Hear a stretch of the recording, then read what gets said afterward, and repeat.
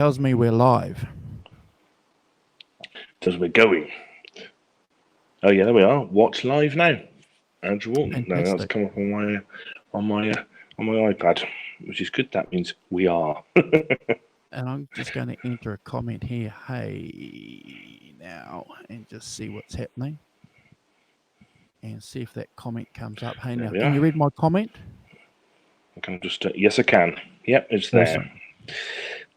I have to tell you, my friend, this StreamYard system. Can you read my comment? Okay, sorry. Yes, I can. Yep, it's there. Oh, elementary mistake. This StreamYard system is brilliant. Yeah. Yes. I mean, it seems to be absolutely fine, doesn't it? It's one of those things where you get used to whatever the default is that everyone uses. And everyone goes, "Oh, use it." And you don't realise that there's 400 other things out there that actually will do the job equally well, if not better. And yet, it's only when you're forced into it, you go, "What do I do?" Google Hangouts. Yeah. Well, Google Hangouts, the link to YouTube with Google Hangouts is going away. And that's what's gone away. Google Hangouts is still there, and you can still use it for your own private stuff. There's no link to YouTube. Yeah, which is the whole idea with you and I and Carl doing this show and everyone else that we watch.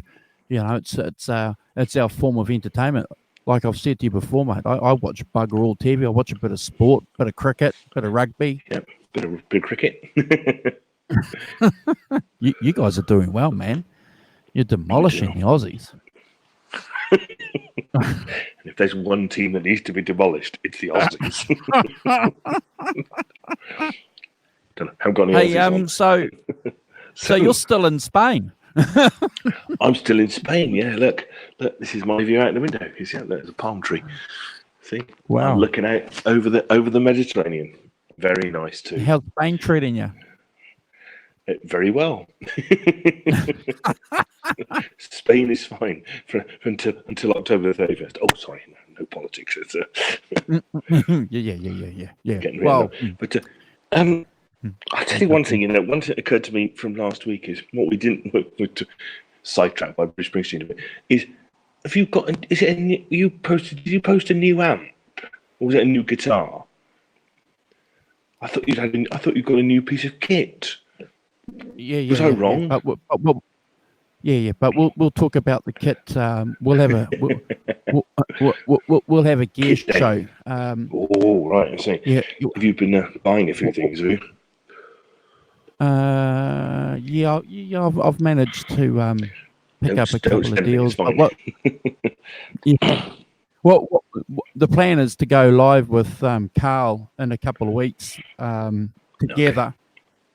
So that we can, because he's got a bit of stuff too that he wants to talk about. So, but he can't join us today because he's got work. He did mention though one thing though, Simon, that he'd like to talk about. Maybe in a couple of weeks' time. He can't do the weekly shows with us. Maybe he's sort of seen himself maybe as a special guest to jump on once a month. That's okay. That's fine. Yeah.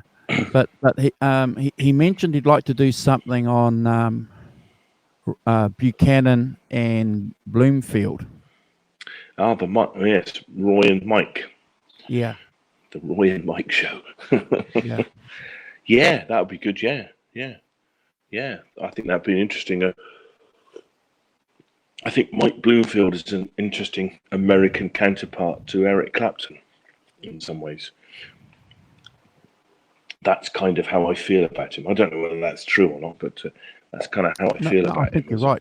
I think you've hit the nail on the head. You know, he certainly was this, white guy saving the blues in America. Everyone talks about the British blues guys being fundamental in doing that, but let's not forget Mike Bloomfield. You know, he was there. Yeah, and doing quite a similar thing at the same time, isn't it? Come on, it's early. The Butterfield Blues Band. That's the one. Paul Butterfield. Paul Butterfield, and but doing a similar thing to John Mayer. Band that he got. he got hooked up with electric flag. Yeah, electric flag, wasn't it? Yeah. I think, but yeah, died tragically young. But I think that would be really good, because I think there is you can have a look and see what the similarities are, because obviously arrived at a similar sort of time and produced a similar sort of idea, didn't they? John Mayer, Paul Butterfield, kind of thing. Or I think they do. But that'd be interesting to work out. Yeah. Do you have any problem too, Simon, with us going back to do some shows, say Monday evening New Zealand time? No, it's fine. Obviously, Okay. Sundays, nothing else is happening on Sunday, whereas things happen on Monday is sort of work and big, but that's fine. No, we could do that. Yeah. Okay. Yeah. No, we'll work that out between you and I. Just that there's a couple of Sundays coming up where I can't make it, and so if you're up doing to another day, we can be flexible. Yeah. On days, that's completely fine. Yeah. So do you want to do an introduction on what we want to talk about, and on some of the bits and pieces you've picked up on your research? I think so. Yeah, about Glyn, because you've been reading the book as well, haven't you? Yeah, just for Gussie. Yeah, I have the digital version. Yep. Yeah. Oh right. You got the okay. I got the analog version. the analog. Paperback.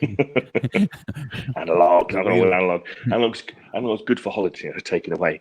It's if you get it in paperback. Yeah, I mean, I think that the thing that we talk about, Glyn Johns, who's one of the UK's best known producers, and produced through from 1961 or so, very early 60s, all the way through to now. Didn't he do the last Clapton album? Yes, he did, didn't he? I still do. Yeah.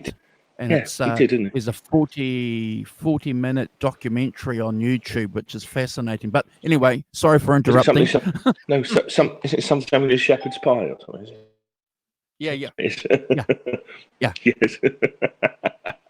Anyway, so I can only remember the food bit. There you are. That says everything about me. But I think that he, classic case of the right person in the right place at the right time.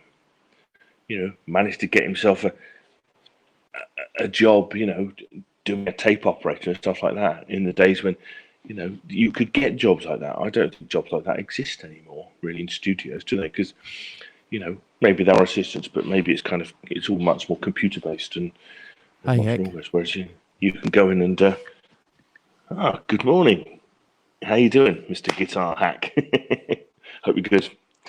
So I think that the classic case of arriving at 18 years old in 1960 or whatever, and kind of just having been in, and I think this goes back to some of our earlier comments. He started off at school, playing skiffle, making an upright bass out of a tea chest and a bit of wood and and playing with people like that, and just learning to play, and mess about in that kind of world, of where Lonnie Donegan is your hero. Yep. And it's through, and it's easy to play and reasonably easy to get into. Everyone can get into it. You go down to your local greengrocers, get a tea chest, which has literally had tea in it, and it's kind of, I don't know, 3 feet by 2 feet by 2 feet kind of thing. And, you turn it upside down, put a stick on it, and off you go. That gets, I think, a lot of people into music because it's really simple. You don't need a lot of money. You don't need any money. What you need is you just need to get a tea chest, and you're a musician. Yeah. And I think that's pretty cool, you know. And it was why, you know, and we discussed this, you know, on you know, Clapton, Page, all these guys, they started off doing that in their teenage, you know, their school days. They made and they played skiffle because it was easy, you know. And Hey, Wayne, absolute mayhem. Good we morning, haven't absolute seen him mayhem. for a while. So no, absolutely not. Word is out. So I think that you know, that it's one of those things that, you know, synchronicity plays its part. You know, he's been in bands, he's been. The other thing is that the impression I got from sort of the early bit was, and we've discussed this as well, is that kind of how small the music universe was then, and the amount of, you know, he grew up, you know, Yeah. in that same triangle, the Golden Triangle, the Bet Page and Clapton triangle. So he grew up in that. You know, he met Jimmy Page when Jimmy Page was 12. You know, he already knew him, Mm-hmm. so, you know, he could use him on sessions later and things. And I think that's really interesting. You know, that he lived in that Golden Triangle, that, you know, southwest of London, that that produces, you know, and he. I mean, what interests me was, you know, he had to go at recording stuff. He had a recording contract. You know, got a couple of singles out of it, Yeah. which I didn't know that at all. Yeah. And And you know, that's probably an important part of what made him into being probably a musician's producer.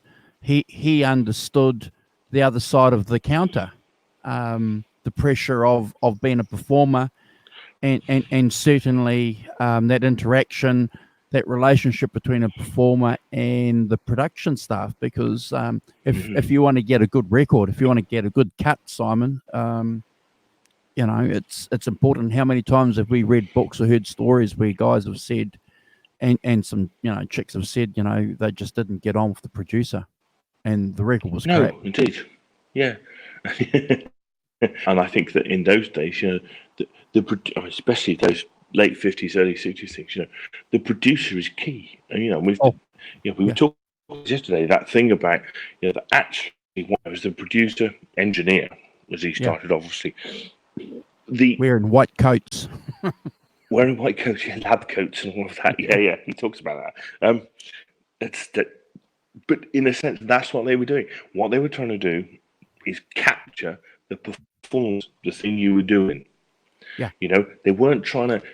You know, there wasn't any of the stuff there is now where you do everything completely clean and then you reamp, you put effects on, you put everything else on. It's all post recording. Then, you know, you know, whatever you were doing with your hands, whatever amp you had or whatever, that was what was going to be recorded. You know, and that was the sound you were going to get. And the engineer's job then is to set up the mics and set up the gear so that you can record that direct onto 2-track.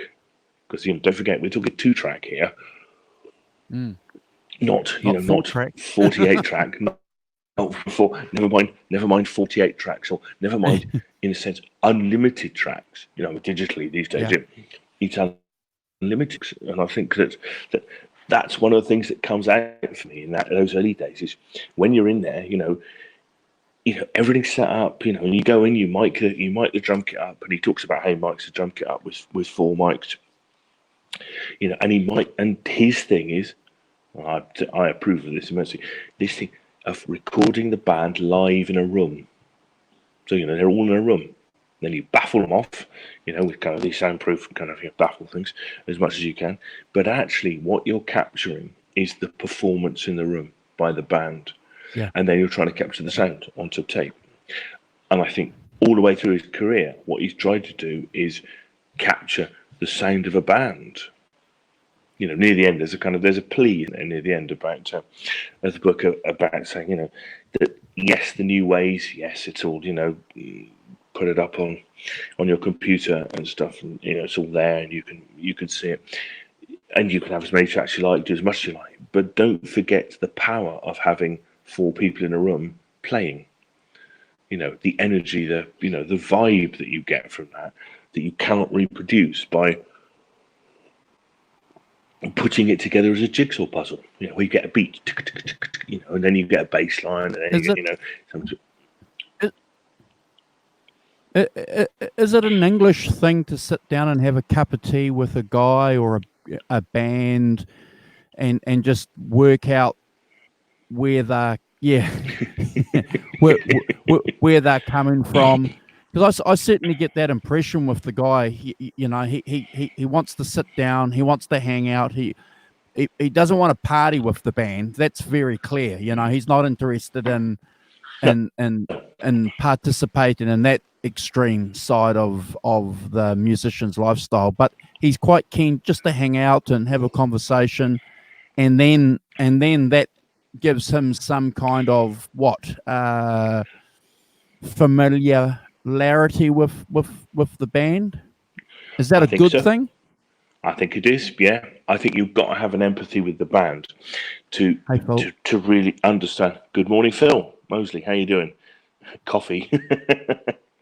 That's tea for me, Phil. It's too early for coffee. So, um, but no, I think that kind of empathy, and it clearly, you know, that you know he records best with the people he gets on with, you know, and the people he doesn't, you know, Was that unique if to he him? falls out. No, no, I think everybody has to do that. I think that's part of the producer's armory, is to empathise with your artist, you know. But Was he the what first guy though to purposely, English producer to go out there and hang out? I don't look. I don't think George yeah. Martin did that, did he? Yeah. No, I don't think George Martin. I don't think anybody in his era, the earlier ones, probably did. I think that Okay. the key thing about Glyn, I think, is that he's one of the first people, as he says, to be a freelancer. You know, he Yeah. freelanced. You know, the growth. You know, studios started being built that weren't Yeah. part of. That Abbey Road is part of EMI. You know, it's EMI's recording studio. You know, I doubt whether anybody else could get in there, if you saw what I mean. You know, I don't know whether an Sure. independent could in 1960, two could turn up. You know, if you had a band that was on Decca, could you turn up at EMI? And I don't think you could. Um, I don't think you could do that. So and then you've got, you know, recording studios here and EMI, Abbey Road, whatever, and they're attached to. And you can see that's the old way, isn't it? You know, Mm. you can remember a lot of organisations where it's all in house. You do it all in house, and then what happens is it goes. You know, things start to become more independent. So, and one of the things that he does is that he goes freelance because he can. You know, because all of a sudden these other recording studios are appearing out, like Air Studios are appearing, and he's able to get in with bands, people he likes, people he, work with, people he's met, and he can then go to a studio and record. That seems to me like quite a new thing as well. And it's one of those things where it all kind of comes together, and he's It able was to a good go, idea. It was a good idea because the yeah, studios, these guys could build a studio, don't have to pay huge salaries to in-house producers like you mentioned earlier, to a George Martin, or to a group of guys at Decca. And you're basically paying for studio time, aren't you? That's basically what you're doing. And maybe the studio yeah. might take a cut. No, completely, and that's right. Well, you pay the studio like you would anything. You're paying an Yeah, external supplier for a facility. And the like yeah. now the studio will say, well, it'll be whatever it is, £100 an hour, and you say that's fine. I'm going to book 4 hours. And you've schooled the band. You've seen the band. You know what the band are going to do, and you know what song it is. You've got an idea about how the song is going to, what your routine to the song, what you're going to do with it is, which I think is, and then you go in and you do it. And I think if you're talking about, say, we're not talking more than 4, you're still talking about that very basic record something. Yeah. Mm. Basically what I'm recording is a performance. We only have to think of, the Beatles recorded their first album in what, 3-4 hour sessions or something, Yep. 2-4 hours, but hardly anything at all. So basically what you're capturing is the sound of a live band playing. And that doesn't matter if you're George Martin or Glyn Johns. That's what George Martin was doing there for the first Beatles album, first couple, and that's what Glyn was doing. The same, he's basically capturing a live, a live band in a room playing, and then making sure that it sounds as much like them live as possible. Given your technology, with what you've got, and then maybe later you'd, maybe overdub one or two things. Sorry. So maybe you get in strings, or you get in, maybe the lead guitar on the fourth track or something. I mean, quite often in those days you'd have more than one thing on a track, wouldn't you? You'd have you'd have something else. If you didn't have something that went all the way through, so maybe you had a lead guitar break, so you'd have that. But earlier on, you might also have backing vocals on that track as well, because you wouldn't have backing vocals in the lead guitar thing. So you've got a space on it without using up another track. So in effect, using a track for two different things. The bass and drum track was together, wasn't it? Initially, I think that what they did was, you had 4 mics, but you had 4 mics down into one track. Yeah. So you're kind of mini mixing. You're kind of getting a balance between those 4 mics, make sure the sound's all right, and then you're, maybe you're riding it a bit or whatever. But those are set, and that goes onto one track. So you can't then go and tweak the snare drum sound and kind of, reamp your drums. That doesn't make sense. But but I think where you can just use it as a trigger. Do you want to give us a bit of a rundown on the artists, if people aren't familiar with who Glyn is? I'm sure they're going to be bowled away with. About the only people he didn't work with seemingly are the Beatles, did he? But everybody else, the Stones, the Kinks, Dusty Springfield. God, go on, you help me out. Is it names his name? Led Zeppelin. Well, the Rolling Stones, of course, on the Stones. Eagles. The Eagles, produced the first 2 Eagles albums.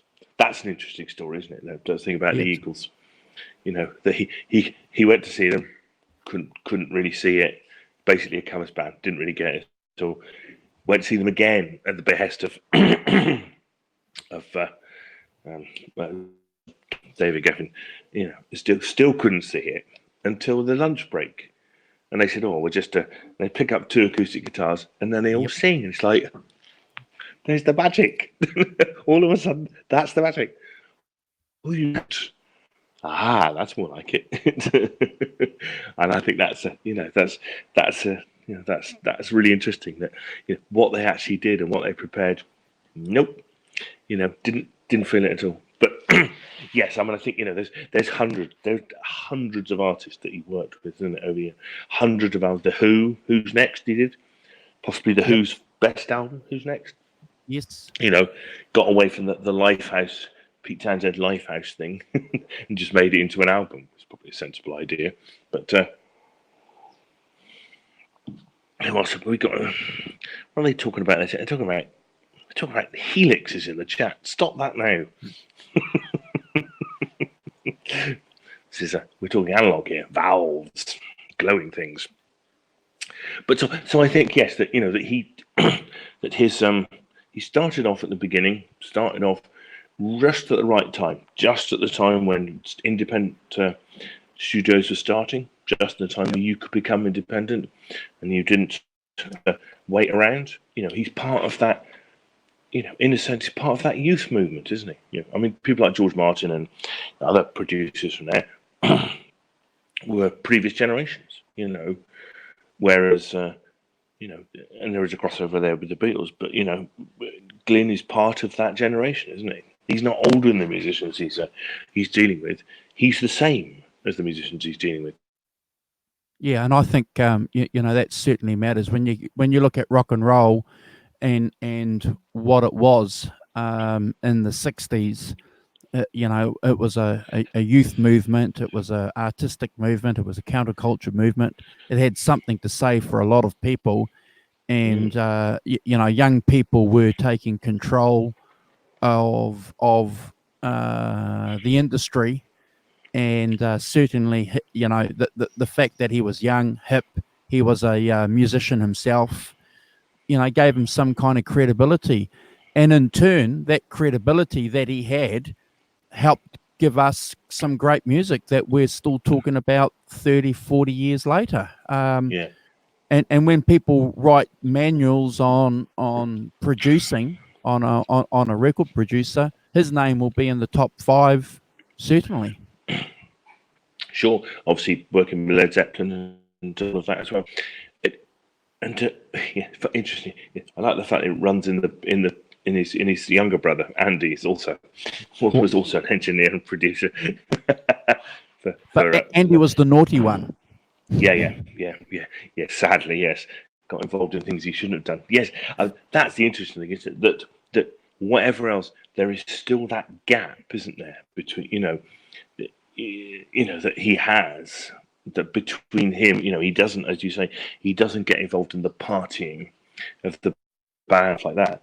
What he gets involved in is, he's working out the music, and aside from a few beers, we're talking being pretty sensitive. And I think that, and there is an element of you've got to be empathetic, make a band, but you've also got to be saying to them, that isn't right. That's not good enough. Do it like this. You've got to have that kind of detachment that means you can get the best performance out of your band, rather than just be too matey with the band. I think that's probably a bit of a mistake. It's a standard. If you're the boss of any employees or stuff like that, what's the line which you have to tread? It's Sure. Sure. And I think that that it's very different. And he obviously was enough independently minded, which I think probably suited being an independent producer, to be able to say to people, even like the Rolling Stones, this isn't working. I'm off.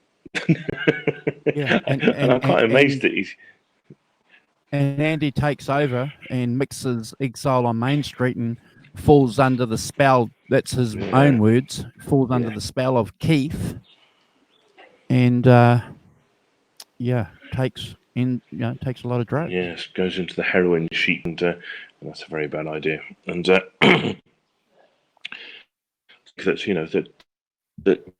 that's one of the important that he has, is able to do certain detachment. But obviously, and as I say, going back to my thing, what struck me, he met Shel Talmy, the producer of the Kinks, and then he's working with the Kinks, and the small, he's out with all those bands you think of, and you think, blimey, because it's a small world, because they all mix in the same small areas, and it's not a big kind of sprawled out behemoth that it is now. The music business wasn't like that. It was just pop music, wasn't it? And whether you were the Rolling Stones, and whether you were the Beatles, or whether you were Dusty, whatever, it's just pop music. You were producing singles. The Kinks producing singles to get in the charts. Yeah. So, in a sense, you've got that. You've still got that kind of old world thing of, it's not albums, not in 1960, the early 60s, not albums, all singles. It's all tracks. It's all, doing those single things. And then only then does it develop into albums, later in the 60s, and he's there, Neil Young, Crosby, Stills, Nash, and, all those guys, but it, and you meet people from a record company who introduce you to something else, and then all of a sudden somebody's saying, "Oh, produce me," and they're on the lookout for new talent and new things, and then, in their best place. I mean, what amazing, the work schedule, amazing. Did the work schedule amaze you? I flew over to America for 2 minutes and didn't know this. I came back straight into a session with the Rolling Stones and back to mix whatever. You're like, blimey, I'm getting dizzy with the with the amount of the amount of travel, transatlantic travel. We'll fly you to LA to go and see a band. We've got called the Eagles. And then we'll fly you to Wyoming to see them again if you don't get it. Really. I want to find that. Even these days, that's be quite whizzing back and forth, isn't it? Well, that's where they coined the term the jet set. It came from that whole scene in the 60s. But what amazes me about that scene in the 60s, and Carl's mentioned it a few times on some chats with us. We have to remember that rock and roll and the recording companies saw what music was, and it was a money making. It was it was shitty money, wasn't it? It was if you thought that the pop music phenomena in the late 50s was making money, that rock and roll scene in the late 60s, early 70s was just Yeah. Although interestingly, I think that you are right. They were coining it, but interesting. I think the era when they coined it, and this is completely off topic, where they really, really coined it was the late 80s and the 90s.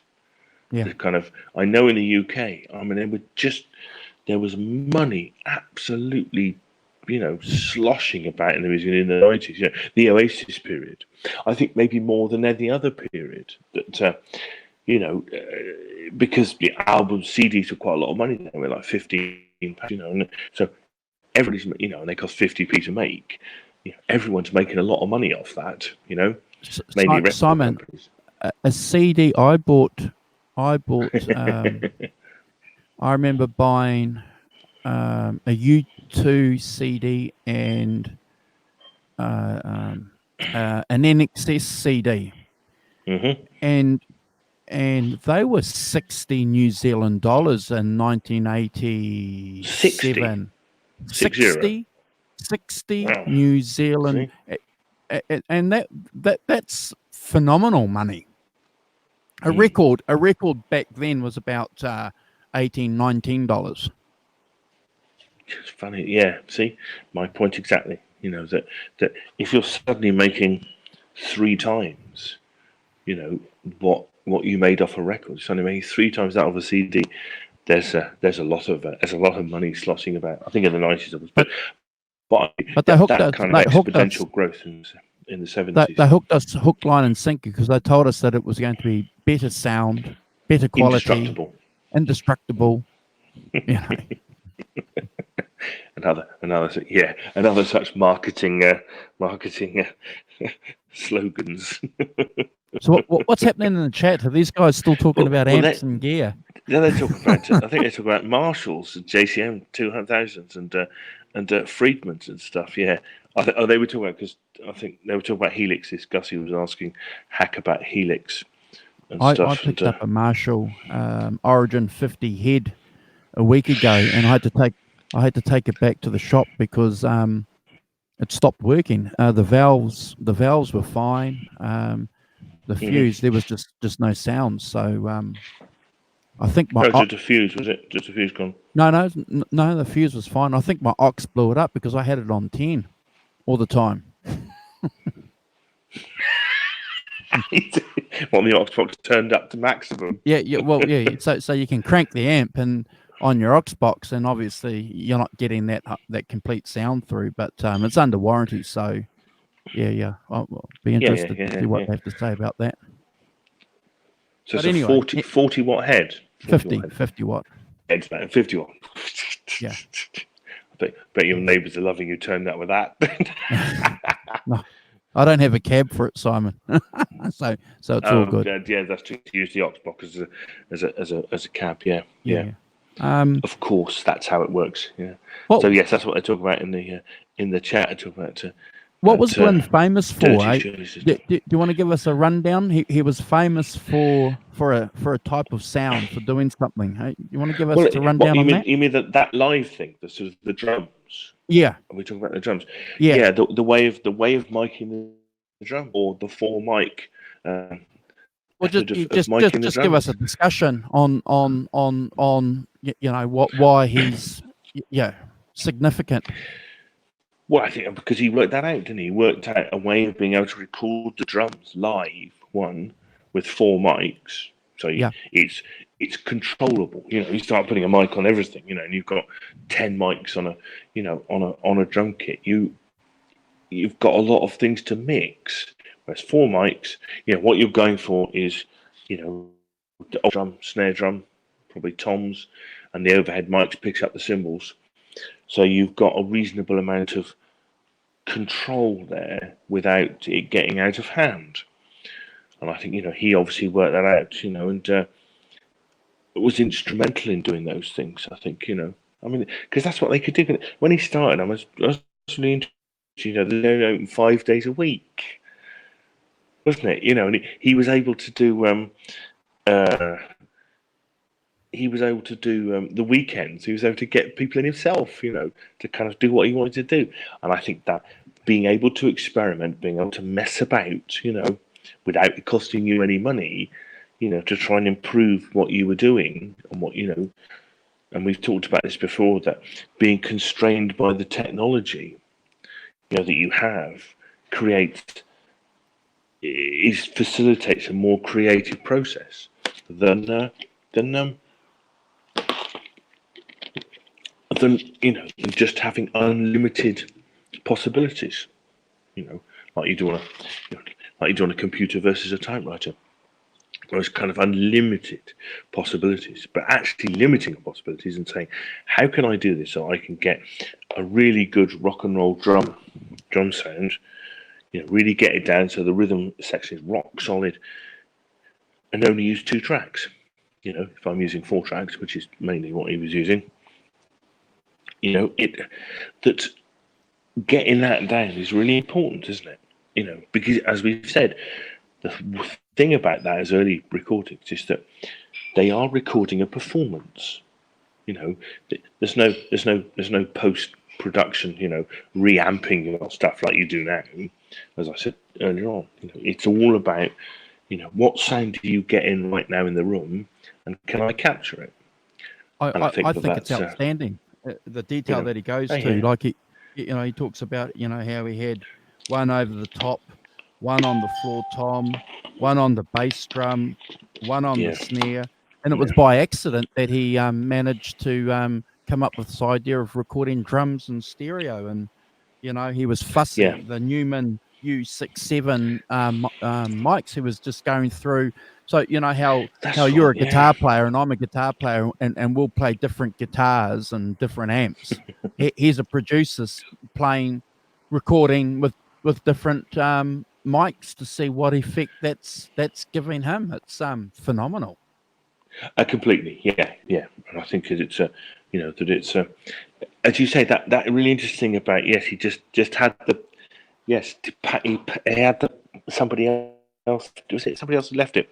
But he had that kind of panned drums, didn't he? But you can't pan drums right out, but you can pan them a little bit, can't you? Yeah.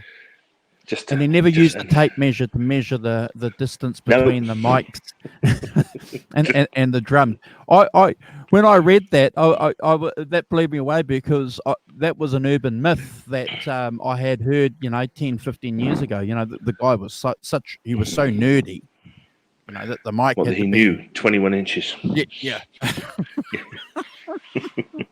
Of course, nothing of the sort. No. Because you have to set it up for the room you're in, and they'll all be different, won't they? And the drummer, the power, cheap as John Bonham versus he's a powerful drummer. Charlie Watts. Exactly. Yeah, a guy that's going to bash the hell, and a guy that's just going to play it. Completely, and then you have to record. It has to be recorded in a different way, doesn't it? Because you're dealing with a different drummer. Charlie Watts is a very different drummer to John Bonham, and therefore that kind of being able to, 2 different drummers, 2 different rooms, 2 different studios.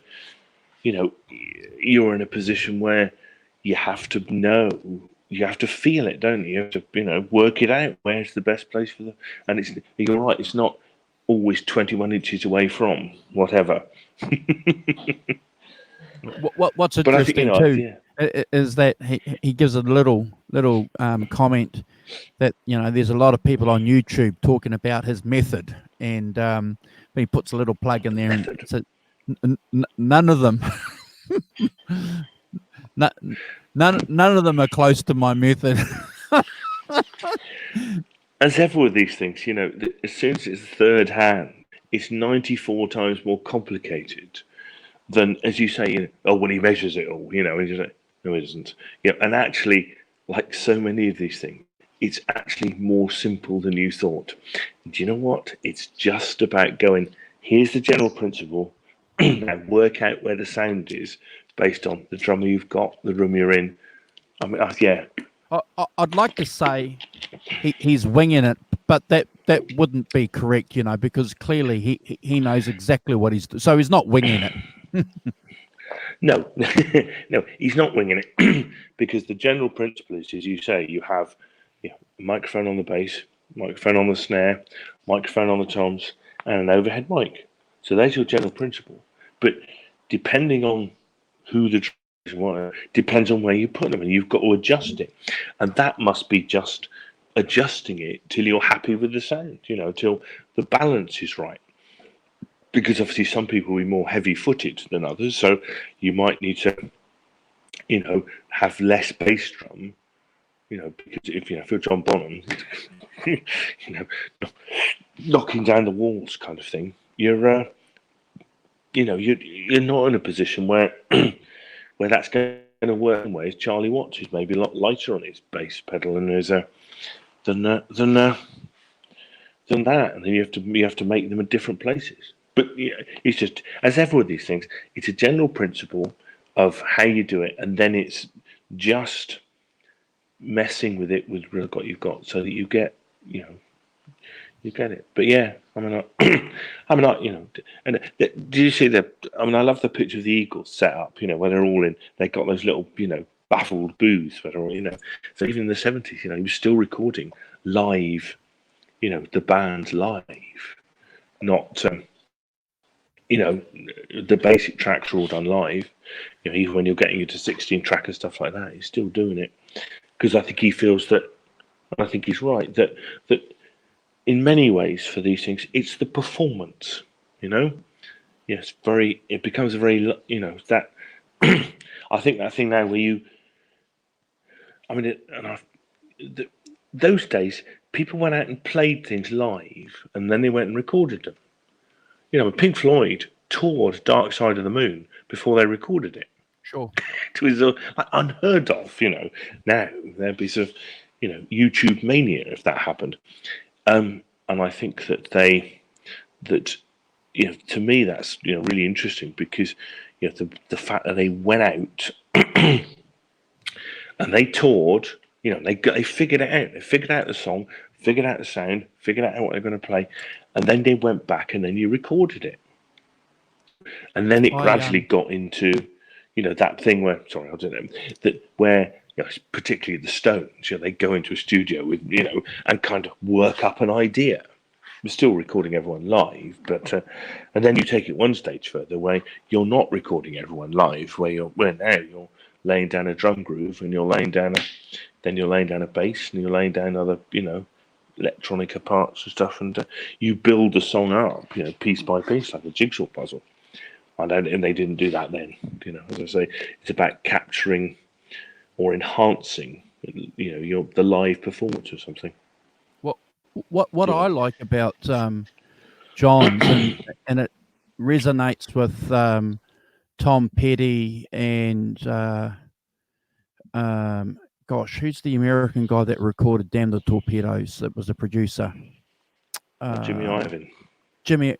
So on the making of that DVD, it's interesting because Jimmy's saying very clearly that the drummer's got a punk ass drum set and he sounds crap. So he brings in Shelley, who's his own engineer. He comes in and he's miking this drum sound. Shelley Yakis to get the sound. And again, we're talking about rock and roll here, Simon. So the drum sound's important. You look at the Unforgettable Fire. Eno and Lenoir were hired to produce that.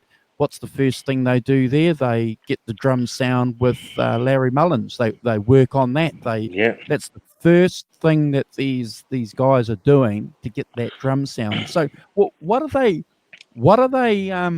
what are they listening for, Simon? What are they trying to get out of these guys who have got 3 or 4 records already out, uh, uh, uh, are well-known drummers, but what are they trying to get, do you think? I think it's an evolutionary thing. I think you start off and you're Glyn Johns and you're recording basically a live thing, but I think you by the time you're talking about Down the Torpedoes, which is the 80s, you were talking about the first major thing that's happened um, in the 80s is that everyone records to a click track. So the 80s is the start of the click track generation, if you like, and away from people playing in a room. And as soon as you start doing that, that precipitates a different way of doing it. You also got 24 track, 30, 30, 36 track, 48 track. So you've suddenly got a lot of tracks, yeah? So you can do a lot of separation. It's not about getting an overall sound where all the drums are balanced, they sound good, the drummer's playing, we're recording a song. I think it's the beginning of where producers start to understand that they can build things up from the ground up. You start putting a puzzle. So you could get a drummer in, you can put 10 mics. Yeah, you could put 10 mics on it, so you can mic everything. Yeah. Each individual track, drum on each individual track, so you can have 10 drummers or whatever it is. And then as soon as you've got that, and then the drummer will play, and he'll play to a click track, and then the band will play to the drummer who's playing to the click track. So then you've got, but they won't do it all at the same time necessarily. You might record the basics, then you do a lot of overdubbing, a lot of different guitars, a lot of backing singers, backing vocals, maybe horns, maybe strings, maybe whatever it is. And I think that what you're seeing is that starting of the building blocks thing. So you're taking a track and almost dismantling it and then remantling it. If that makes sense. Yeah, putting it back together. Whereas, in the 60s, when Glyn Johns died, that wasn't the case, as I've said, that what they're recording is a live performance. Are you off? Sorry, some friends of ours just leaving. So, yeah, basically, it's just you're in a position where they're building blocks when they didn't do that before, but they had the band recorded, and I think that if you like, that's the beginning of the change. That is what we see as the ultimate thing now, where we get tracks that are completely built in a studio on a computer. There's no most pop music now has no live musicians on it at all. It is completely built up. You get a beat, but it's not even recorded. Well, not it's maybe sampled and stuff like that. But you've got infinite chance to. But you've got, and this is the interesting bit. You've got infinite chance to EQ. Your drum sounds and everything. And that goes back to the. Hang on 1 second. Give me 2 seconds. Take care. Thanks, Jenny. Thanks, Jenny. Take care. Thanks for everything. Pleasure. Sorry. It's no problem. Just give me 2 seconds. I'll let my dog out. Oh, look, okay. Well, I'll continue. For me, I think that yes, you see, Gussie, right? See, Trevor Horn is one of the first people doing that via click tracks, and and further than that, and I think not applicable so much to what we're talking about. But the other great advancement in the 80s, from a producer's point of view, because producer wants more control over what he's producing in terms of sound, and that's there. Yes, that was just check that as well. But people like Trevor Horn, I know. So you get a click track. Now the drummer will, won't play out of time. Now the drummer will play in time, and then you can line everything else up. And when you record, you can record overdubs and stuff like that. It becomes a lot easier because they're still playing to the click track. So it's all the same tempo. And that's there's another watershed. Everything's the same tempo, Well, and if you think about the early 80s. well, going back to the anti-click track thing, so they're talking about on the Tom Petty DVD, which is phenomenal. If you guys haven't seen it, so Yeah, they're talking about how gosh, the drummer, his name will come to me anyway. They're talking about how he's Stan Lynch. yeah. Stan Lynch, So isn't it? he's behind the beat in the recording studio. So they get some other drummers in who are, they don't name who these drummers are, but clearly, session drummers. And they're drumming with this guy, and the rest of the band are just looking at each other saying, "This isn't Stan."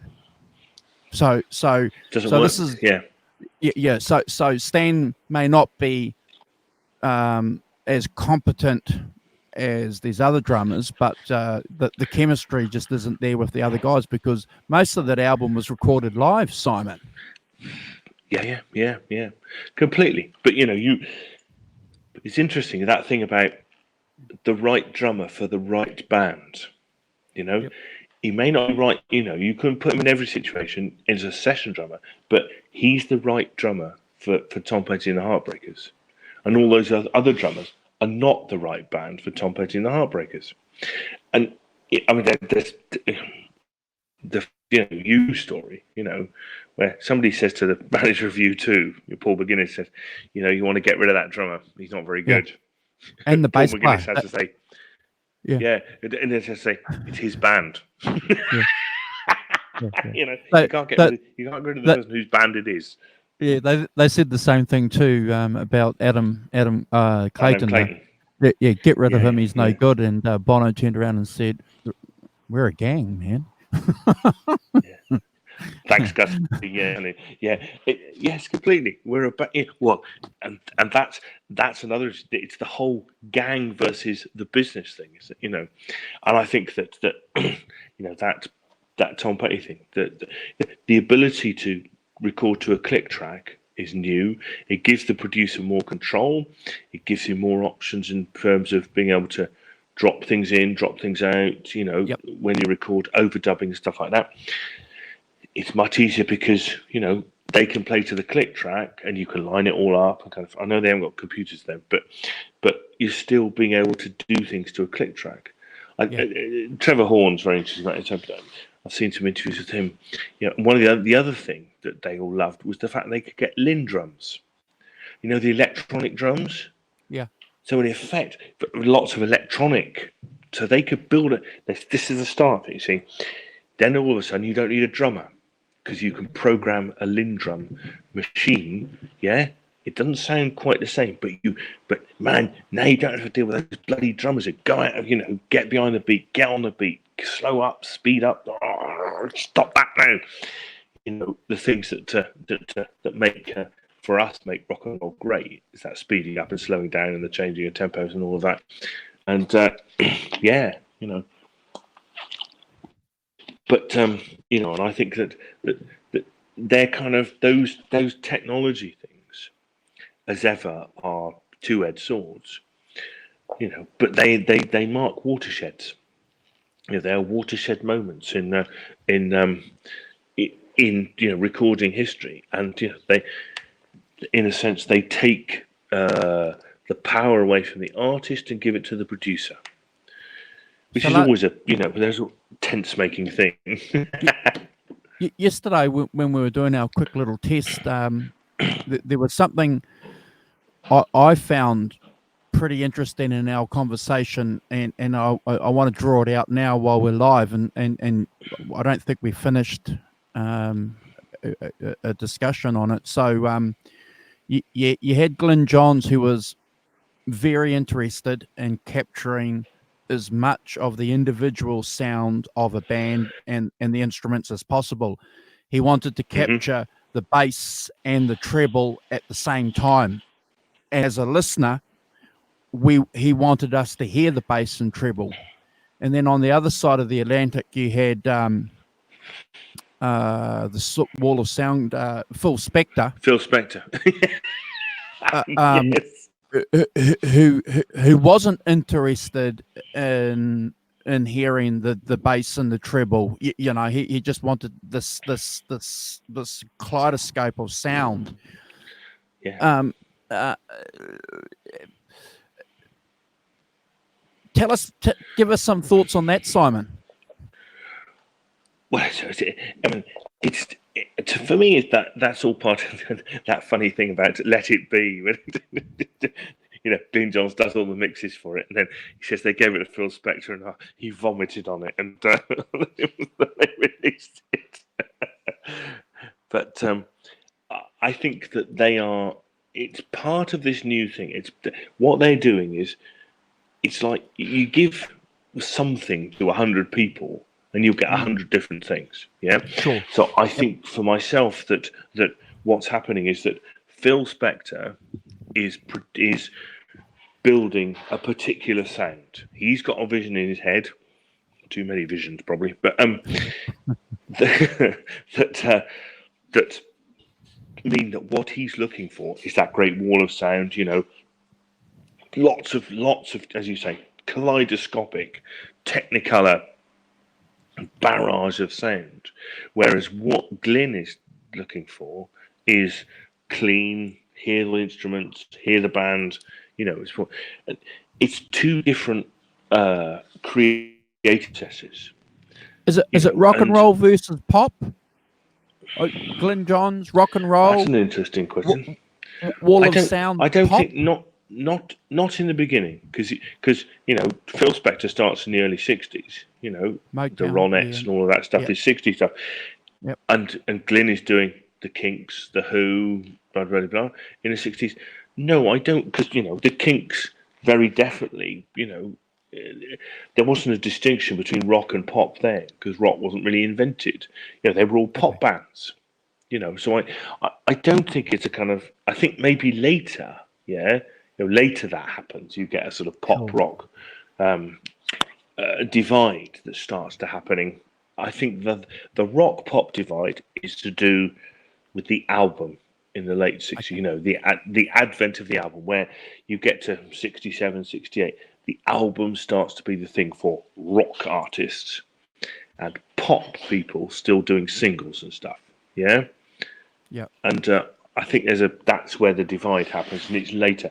I think this is still, for me, and George Martin's in this as well. That it's just bands and people who've been given, say, 4 tracks, and they hear things in their heads and they go, well, can we have, can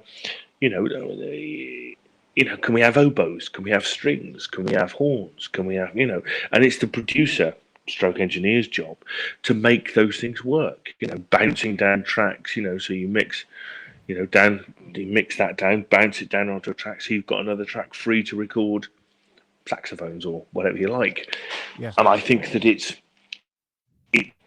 technology and creativity going hand in hand, and creativity pushing the technology to its limit, and as I said before, that creativity being defined by the limitations put on it by the technology, and I think produced some of the best stuff you'll ever see and ever hear because of that constraint. I think that is music any better because we've got 500 tracks? No, it isn't. It is not. It's not. There's nothing better than Sergeant Pepper's. In terms of and that But we're talking about, was it 8 tracks? The remastered recording issue that Giles did a couple of years ago on it's phenomenal. It's phenomenal, and yet you think that was recorded on an 8-track. Oh, it wasn't recorded on 94 track. So they were still having to bounce things down so they could put on, pipe organs and orchestras and bloody blah, all that stuff. And I think that it is about the two things, and when it's an interesting point, isn't it? When one has a kind of supremacy. So I would say that now the technology reigns supreme and governs the creativity. So when are we going to have a revolution then? Because again, we're going full circle because you and I and Carl have mentioned this before. You had that same similar situation, Carl, with producers in the 50s. I'm a pink toothbrush, you're a blue toothbrush. And they got rid of that. And then you had bands come. So is that going to happen again? Well, interestingly, I think it probably already is happening, and I'll tell you how I see it. I may not be right about this, but what I feel is actually the revolution's already happened. You're going to be on record on YouTube forever, so to be shot at. Yes, that's all right. Whatever. just to remind you. Just by the way, before you open your mouth, yeah, you're on camera. Yes. I think that in many ways that revolution has already happened. We haven't noticed. And what I mean by that is that today, I mean, all of these things, the revolutions that you think about, are always kind of back to basics things, aren't they? If you think about punk, is a back to basics thing. It's the first kind of one. So, and sort of grunge as well, a back to basics thing. But for me, the major thing that's happened in the last is that being able to record yourself has suddenly got, you and I can make an album that we could release on a laptop. Yeah. Sure. Now it is now cheap as chips to do that. Yes. So I can make a DIY rock and roll album in my bedroom. Yep. Yeah. I don't need, and this is the upside of the technology. I don't need to record a real drummer. I don't need to, I can do if I'm going to do the guitars, I can do them via, Guitar Rig and my iPad into, via a little, Focusrite straight into your computer, and I can reamp it. I can do whatever I like with it. Now, I can do that stuff for a couple of £1,000, £1,000. Yeah. And I think that actually is, and you notice everybody, that the ability to make music is in the hands of everybody now, not just in the hands of, we're talking about, 1962, you had to go to a studio to record, studio expensive, lots of people, lots of equipment, very expensive equipment, now the equipment is very cheap. And I think that's where the revolution comes from. Yeah. Yep. It comes from the fact that you don't need, in a sense,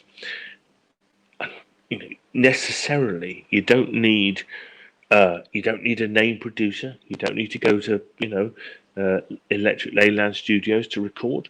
You can get monster sounds and everything else on a computer in your room. Now, I think there's a certain amount of disparaging that right now, because if you say that, what you hear is what we would describe as pop music. Yeah. But I think there's a rock and roll application that probably people are using, to be honest, but it's less because it's so diverse and so disparate and spread out that you don't hear it so much. Yeah. And I think that, that making down home rock and roll records, yeah, is actually not that difficult. And I probably think that you could use the Glyn Johns method of miking some drums and playing to them, and recording them on your laptop. So you could get, you could wait till the neighbours are out, set up your drum kit, play a song, do an hour's recording, play a song through. Remember, you can edit it, so any mistakes you can play with. It gives you everything. In a sense, it's very egalitarian. It's put the control in the hands of everybody, not in the hands of the few. And I think for me, that means that probably is, as I say, the revolution has happened already, because all these things are free, aren't they? I mean, you can buy free, or very cheap kind of, software to record onto your laptop and stuff like that. DAWs and things, and you've got all these interfaces that people use. And I think that, if I only because I know about it. You know, if I take someone like Rabia Massad, you know, who's released 2 volumes of his, basically the songs he wrote to demo gear and stuff like that, he's worked up into 2 albums called Grinding Gears. Yeah. Now that is all done by him. He's got a drum kit. Yeah, he's got an electronic drum kit. He plays the drums, he plays the bass, he plays the guitars, everything on it. In his, you know, in his house, in his studio, in his house, you know, room in his house. He's not, and he's producing that, and he's, you know, but that's all him. Yeah. I'm glad you said that because this is a local band here. I know a couple of these guys, and the band's called Rebel Sound Radio, and they're a part-time band. They're builders, Yeah. and anyway, to cut a long story short, it dovetails into exactly what you're saying. They travelled up to Auckland. You know, I'm here in Hamilton. They travelled up to Auckland Yeah. to this so-called recording studio, set their drums up, blah blah blah, recorded an EP, spent hours recording this EP, came back home, and they said to me when I caught up with them, to cut a long story short again, that they could have done everything that was done in this recording studio themselves and saved themselves a shitload of money. And then they could have done it at their own speed in their own time. I mean, I know from, you know, that even, you know, my mate Dave and I, you know, we have a little band, a little 2-piece band, you know, and we have a mixing desk, right? 8-channel mixing desk. But one of the bits is you can record direct to, you know, the HD cards. So you can put an HD card in it, you can record yourself. So we can put all our microphones on, we can record ourselves live, yeah? The whole thing. Now we use backing tracks and stuff for the drums and things. So there's a sort of mixture of things going on there. But we can record it all. You can record it all onto separate tracks, yeah? Which I can then take the HD card, put it on my computer, and put it in a, you know, whatever, in a DAW, and then I've got all the tracks. Then I can mix all the tracks. I can reamp the guitars. And you can fiddle with it to your heart's content. Heart's content until it sounds really good, you know, and I've myself a little demo, you know, and that's done by me and Dave with a, you know, 500 quid mixing desk with a recording facility on it, separate tracks recording, you know, not, and then I can put it into a free downloaded, you know, software for mixing and for stuff like that. And all of a sudden, with no money or 500 quid, I've got myself a professional recording, you know, a recording that would equal any of the sort of punk things from the 70s and stuff like that. So I kind of, Gussie, I agree. I think, but also I think that affordable instruments now, you know, so much second-hand stuff. There's so many, you know, you can buy a 200 quid guitar and make it sound fine. You know, you know, it's and I think it's you know, that the fact that it's not the old way doesn't make it less valid. It means that actually, you know, I mean, I think just go back to our discussion earlier about one of the things that the click track brings is, I think it makes the drummer have a different skill, because I think the thing, you could just play on the beat all the time and then you sound like a drum machine, yeah, but actually a click track is just a point, and you can play slightly in front on it, slightly behind, and I think that the good modern drummers can play to a click track but make it sound like a human, and that's a different skill to, say, Charlie Watts, yeah? Or I think probably Charlie Watts could probably do it.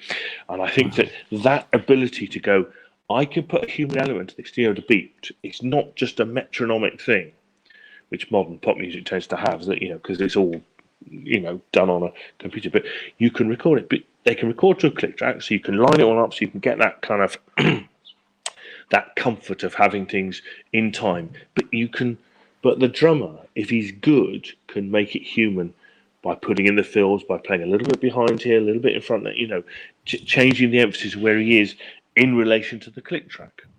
So I think it becomes, like most of these things, an evolving art, you know, where what a drummer did in the 60s is not what a drummer does now. There are links, obviously, there are similarities, but, you know, there are extra things that a drummer has to do now that he didn't do in the 60s, yeah? And I think that as you said, your friends of your semi-pro band, actually they could have done it themselves, Yep. with a little bit of knowledge and you know, I'll go back to my previous example. Rabir Massage produces 2 hours. That's kind of what he does. So you've got but that whole it sounds great. He plays the drums himself because he's a drummer. Yeah, he's got an electronic padded drum kit. I think so that obviously he plays and then he kind of voices it up. I think, and because once you've got the banging, that's a trigger. Yeah, Yep. and then you can use that to trigger any sound you want. So he's using the technology to produce rock and roll records, rock records, rock tracks and stuff like that, and all the emotion that he still puts into the guitars and the bass and all of that. It's all him, his fingers still doing it into but he's able to do it, as I say, in his bedroom. Now, if he's able to do it in his bedroom, everybody else is. Yeah, it's interesting that you should say that, because I remember when Dream Theater's album came out, I think earlier this year, and I'm a bit of a Dream Theater nut, and the great thing about Dream Theater, Simon, is that they always keep their fans up to date. So when they're recording, they reproduce videos on YouTube so that you can keep in touch with what's happening.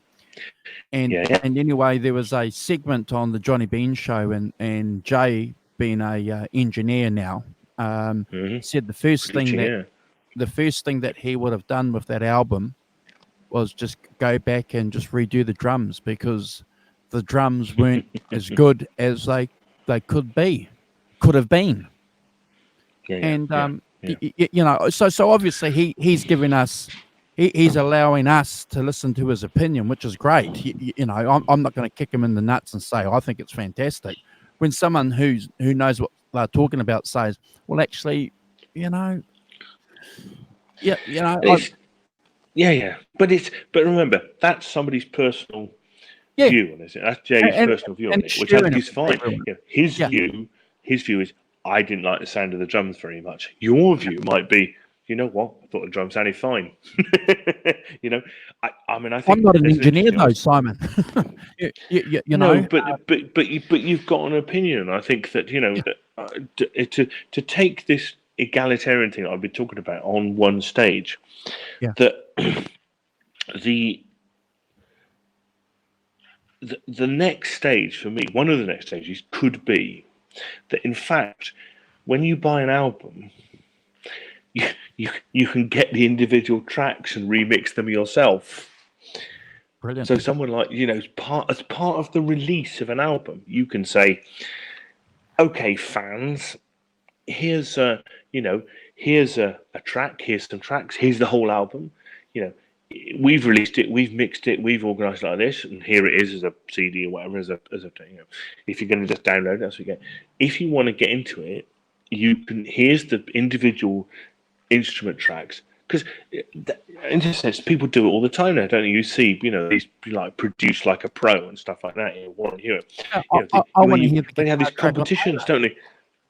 Yeah, so you can put you can get all the stems, put the guitar track up and see what he's doing and stuff. That's available, by the way, on YouTube. You can hear it. So in effect, Jay could get that album, and then he could redo the drums and remix it for his own, so that it would sound what he wanted it to sound like. Who's to say it was better or worse? Just different, And I think that, as I say, that these things are becoming more available now. People are doing those. All these production things I've seen sort of, where they have produce. We're going to show you how to produce this song, and then you can have a go, kind of thing, and you go, wow, really? Because that's these days how it works. And I think that you very much are able to, that's the next stage for me, is, that you're able to download the individual tracks and you can mix it any way you want. And if you don't like it, you take it out or change the sound of it, reamp it or whatever, But you can see my point is that, well, I hope, because I don't know, that that could easily be where we are, and we're on the cusp of being able to do that. I think that's a wonderful idea, and I've never thought of that. Before we knock off, can I just ask you this? Yeah, you got to buy your family dinner. They're all Yeah, starving in the back. um, yeah, it's my shout. Hey, can you Yeah. just will you be So we have. going back revisiting some of these songs that you've heard, some of these albums that you've listened to for a long time, for decades, after reading this book and knowing a little bit more about the technical side of what's gone on with a particular track or album? Will you go back and listen to the Yeah, stuff with I some think two things. zeal? Yeah, one, I'll go back and listen to the tracks again with some kind of difference, and I. But the other thing is that there are a few artists you go, even I'm old and I've been around a long time, but that I've never heard of, and you go like the folk duo he produced in the early Yeah, '70s. I Can't never remember heard their of them. names. It's like never heard of them, never heard it. It's like perhaps I'll go and investigate them. Yep, So as ever, it opens doors to new things. yep. Different things I've not heard before. So I think I'll be doing that as well. But yes, I think that I will put on records with a different ear now. Listening for the drums, listening for the things that I'm very much listen to it as a whole thing. Take it as it's been recorded and stuff like that. It's but yeah, I think I will go back and I will, revisit those things because I think it's interesting. Fresh ears, different take, having read some, interesting stuff about it. So, I yeah, think it's phenomenal, Simon. Yet again, sorry to use Tom Petty as my examples on this show, but nothing refugee. I've heard. I was a young guy when that album came out and that song was released, and it was huge, and I loved it, and it was yeah, fantastic, yeah, yeah, brilliant. And it wasn't only until about 8 years ago or 10 years ago when they produced that DVD and they thrashed that song. They took over 150 takes of that song before they were never happy with that song. They tried different guitars, yeah. different amps, Different and everything. so when I sit and listen to that song, I go, we're listening to a pop song here, because it was a pop song, but Yeah, in yeah, yeah, a respectful way. And shit, how many hours of work have gone into this 5 minutes? Do you know? Do you know which take they used? Do you know No, which take they used? If they did 100, did they use take 86, or did I, they? Was it I take can't. two? No. It's certainly one take. That was one thing though that they were very clear on. They weren't Okay, interested in splicing or joining tapes. So that's all one take. But no, they right. didn't tell us. It's 149. Yeah, yeah. It's just it just interests me to find out. I wonder what take they actually But they I'm actually certainly going to used. go and My and guess is it'll and be an early one. and watch and listen to the Eagles again because I think you made a reference to that a couple of weeks Mhm. ago. That you watched the history of the Eagles and Oh, it's a fascinating documentary that is, and yeah, the more I see it, the more I see it echoed. wow, That throughout the music industry, that the thing that I've said on this show before, the where they start off as a band, as a group of people, and Glyn Johns he refers to it. That thing about Glenn Fry and Don Henley. yep, They see it as a business. And the other guys don't. Even back then, you could see there's this. You start off as a gang, and then it turns into a business, and that's where the divisions happen. Unless you can keep, you know, unless you can keep some kind of equitability, like for instance, U2, all songs written by U2. Which means that everyone gets a songwriting credit, which means everyone gets publishing, which means that that classic thing of you're in a band, and one day you wake up and the lead singer who writes all the songs is living in a mansion, and you're still living in your 3-bedroom semi. It's like, how the bloody hell did that happen? Because he writes all the songs. and that's Yeah. where the money is. Mm. And I think that that inevitably, that if you don't write songs in a band, you are going to be the poor relation. If that band really, whatever you're doing, kind of thing. Yeah. And I Or think that U2, Bono, very early on, that they said that we're in this together. So, and that includes the songwriting. So, if the drummer's not contributing to 90% of the songs on an album, he's still going to get, because he's but part in a of the. sense, but the fact that he plays, I bring in a song, dugga, dugga, dugga, dugga, dugga, dugga, dugga, and then I say to the guys in the band, okay, this is how it goes, dugga, dugga, dugga, dugga, Yeah, and then Adam Clayton goes, oh yeah, dum, dum, dum, dum, dum, dum, dum, and Larry and goes, that's yeah, his song. dum, bam, ba, da, ba, da, Yeah, but that the act of putting a bass line to it, the act of putting a drum, yep. beat to it, whatever you decide, is yeah, uh, it is really, to recognise that as part of the creative process of creating a song, No argument that is from a me. recognisable U2 song, that Yep, they deserve some kind of, yep. oh, and and I'm sure that, for instance, REM are another band that have done that. They always did, I, I, pretty I, much I'm an egalitarian kind of guy, and if I was in a band like that, I'd be happy. split. In fact, I would be secure if I was the lyricist and I was writing some lyrics. And you're revealing yourself too. You got to remember that too. We've all tried to write songs. Maybe Simon, you're still writing songs. And you go and present your lyrics to 3 or 4 guys, and that's a daunting situation for a lot of beginning songwriters. And we've read biographies where a few guys have been supported and torn to shreds by the rest of the band, saying, "What is this shit? What is this crap?" So, Yeah, yeah, yeah, you want me to play yeah, bass on yeah, this? yeah, yeah. And then Make it and something then good then. but I would like the security if I was in a band to say, "Look here, this is some lyrics, Simon. What do you reckon?" And Simon goes, "Okay," and then Simon's going to do a bass riff, and then we've got a number 1 record. That's a song. Yeah, yeah, yeah, completely. Yeah, but I deserve some credit for that, for putting the bass line on it. Yeah, Because without that bass line, the bass line is as important as as the lyrics are important, as because they help support it and stuff like that. So yeah, I think that it's that, that those things are very difficult things to work out in bands, and I think that often they are the subject of you know those Gus has court got a good cases where comment.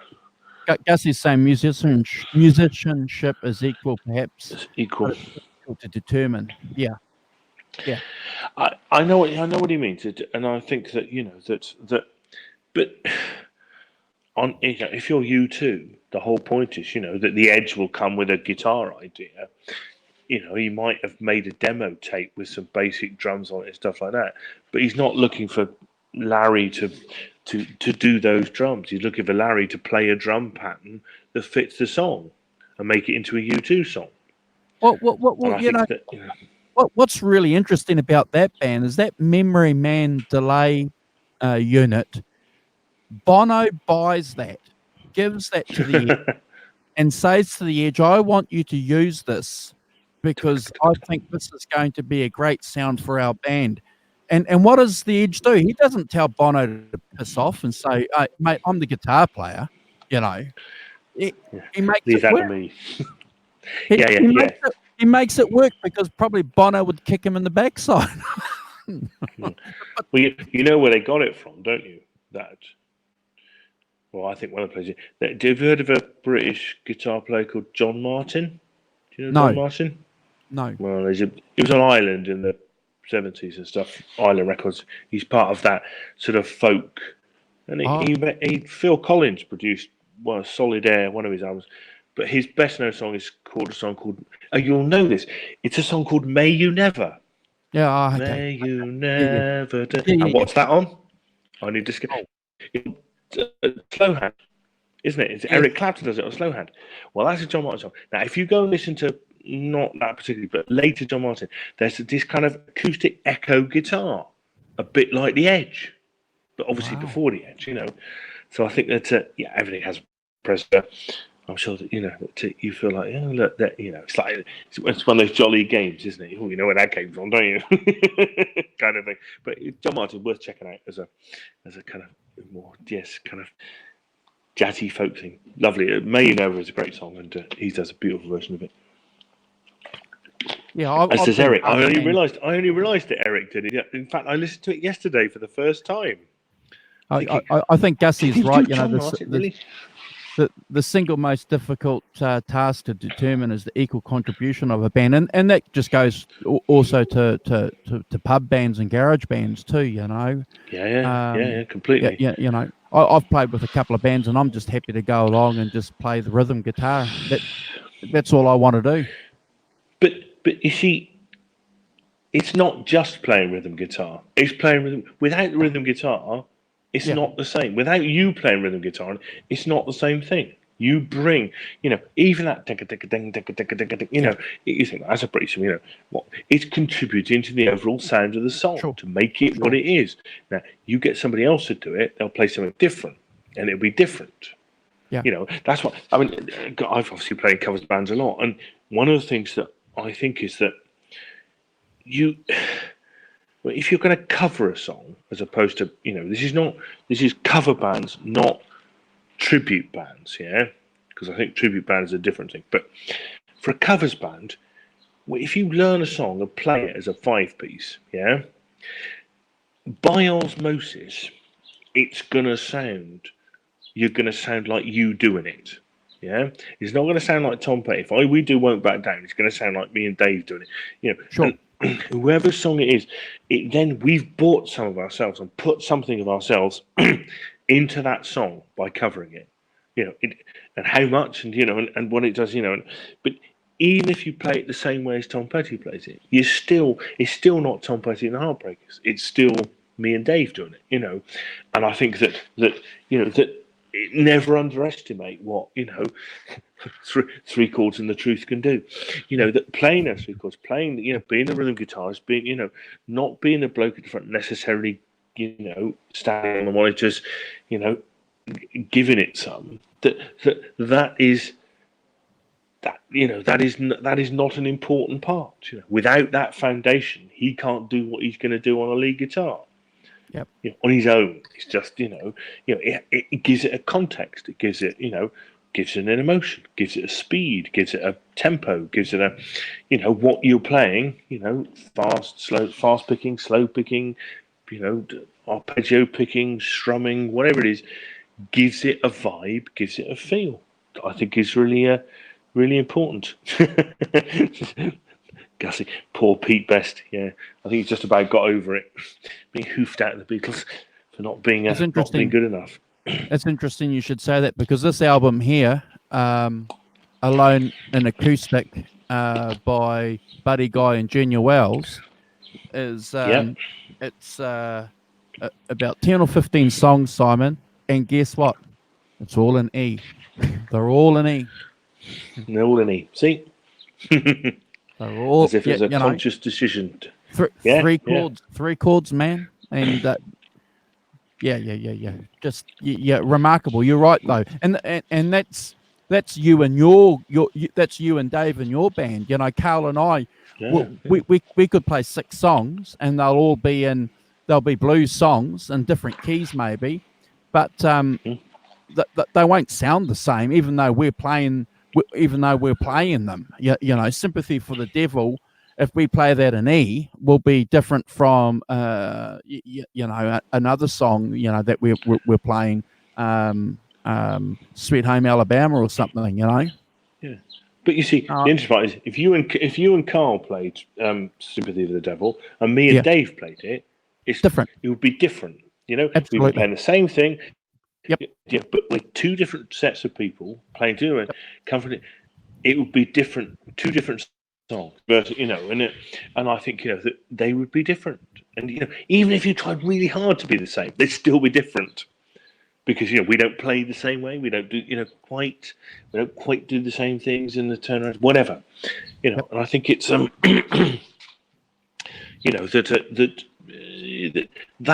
that's what we all bring to a song, and I think going back to our original thing, which is that business of if you're recording as a band your own songs, that to devalue what you bring a song with a few chords and some vocals, and then turn it into a real band song, and the bass player puts a really cool bass line on it, the drummer picks it up, puts a really cool drum, whoever else, that it becomes a completely different song. That those, for me, those things are artistically valid. Before we Even go, if you Simon, didn't write the song. I Sorry, just want to yes, say, your starving family. I just want to say Pete Best got fired because he wasn't a very good drummer. It had nothing to do with him being popular or having more girls chasing him. He got fired from No, all yeah, accounts that I've read recently because he wasn't a very good drummer. no. They needed a better drummer, and Ringo Starr was a better drummer than Pete Best. And at some point, somebody has to do it, isn't it? So, but it's. I think I feel sorrier for Ian Stewart than I do for Pete Best in a way. Well, it's interesting because 'cause, Paul McCartney himself, he just only a couple of years ago, he was on YouTube and he said when we had Ringo drumming, we would look at each other. I would look at George and George would look at me, and Ringo made them, and they were competent, pretty good musicians themselves, better players. And that's when they realized, shit, maybe we got to get rid of this player. Yeah, and when you go to record and stuff like that, and keeping tempos and it's those things become important. Getting better players in is part of the evolving band thing. I'm going back to our last week. Bruce Springsteen. Had his first two albums have Vinnie Wild Dog Lopez on them, but he wasn't a very good drummer. So they kind of said, because he didn't keep stuff in it, so they got a better drummer. Max Weinberg is a better drummer than Vinnie Lopez. Face facts. In the pocket. In the pocket. In the pocket, and just had something for that band. He's a better drummer. The E Street Band is a better band with Max Weinberg in it than it would have been with Vinnie Lopez in it. And at some point, you have to recognise, when, if that's not working, it's always a line with these things, what's not working and what's the gang thing, But again, that's the business, All of a sudden you're in a business where, improvement, changes, what will make this band better, Well, if it is get a better drummer, then maybe you get a better drummer, or you have to decide, how that's going to work, and I think that, that happens all the time. People get better players, don't they? And people drop away and stuff. Yep. Very few bands, like have had the same original, members as they first started. I mean, U2 are a good example of a band that from very, very early on had those four guys in it and have continued those four guys. Maybe and if anybody leaves that band will fold. It'll be like Led Zeppelin.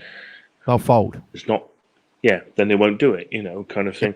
And, I think, yes, Led Zeppelin are another example of a band who had four. But you see, even Led Zeppelin, those four, they weren't the four original, they approached Terry Riley to be the lead singer, or Robert Plant. Yeah. So, there's still other people in the frame who may have not, They did. Plant wasn't even. Plant was a ringing, wasn't he? Yeah. The bass player, John Paul Jones, said, "Hey, I've got a mate. He might. I know somebody, and he's, and Robert Plant said, I've got a mate who plays drums. It might be any good, So but not necessarily first. Not necessarily first choice is even, because I mean, in fairness, they weren't a band of mates, I And I think that's one of the interesting things about them is they weren't a band of mates.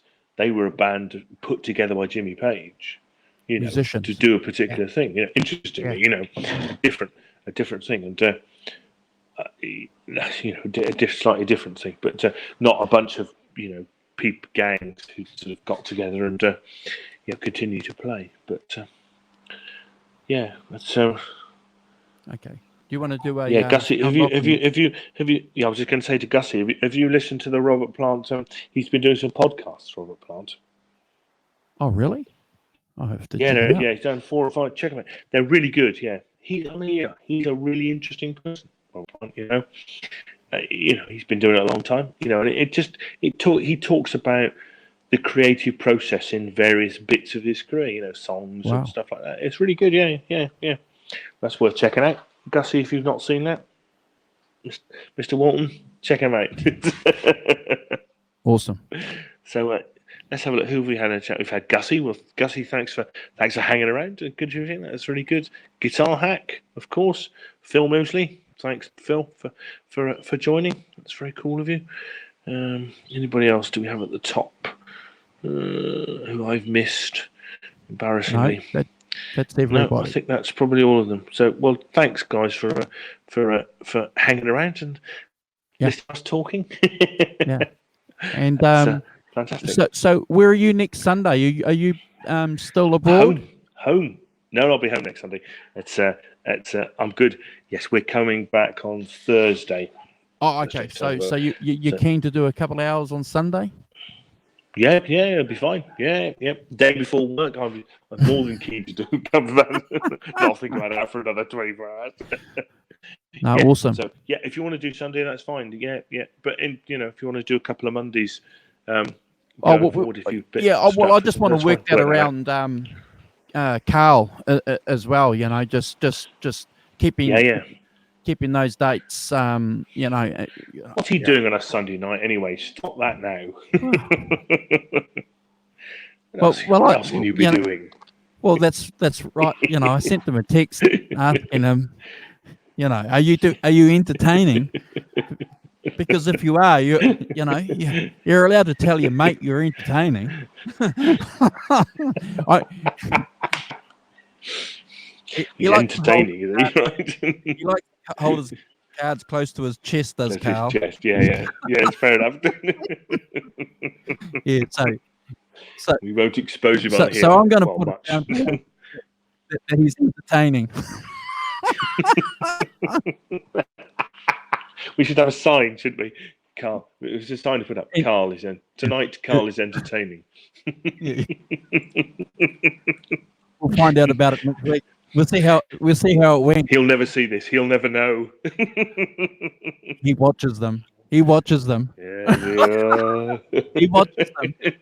You'd have to watch right to the end to find out we're being cheeky about him. Well, actually, I might do that. I might say, "Wow, there was some interesting comments in the chat about you, that you might want to catch up with."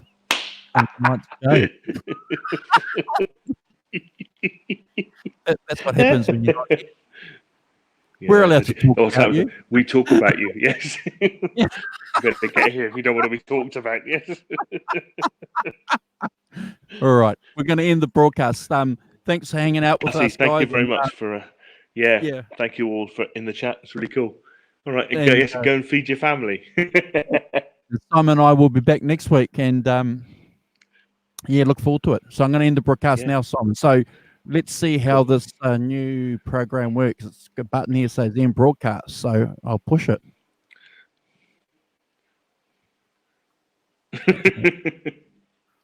And